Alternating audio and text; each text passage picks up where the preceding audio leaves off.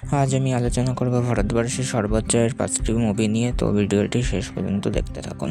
Number 5-এ রয়েছে KGF chapter 2। এই মুভিটি বিশ্বব্যাপী আয় করেছে 1200 থেকে 1250 কোটি টাকা। ভারতেই আয় হয়েছে 859 কোটি টাকা। এই মুভিটির বাজেট ছিল 100 কোটি টাকা। এই মুভিটি পরিচালনা করে প্রশান্ত নীল।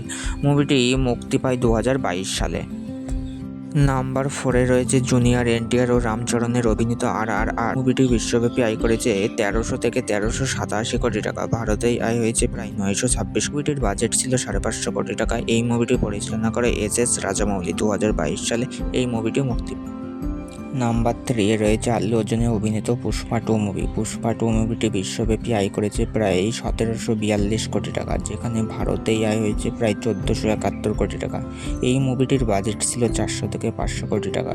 এই মুভিটি পরিচালনা করেন সুকুমার। পুষ্পা 2 মুভিটি 2024 সালে মুক্তি পায়। নাম্বার 2-এ রয়েছে প্রভাসের অভিনীত বাহুবলী 2। এই মুভিটি বিশ্বব্যাপী আয় করেছে প্রায় 1810 কোটি টাকা। মুভিটির বাজেট ছিল 250 কোটি টাকা। এস রাজামৌলি এই মুভিটি পরিচালনা করেন। মুভিটি 2017 সালে মুক্তিপ্রাপ্ত হয়।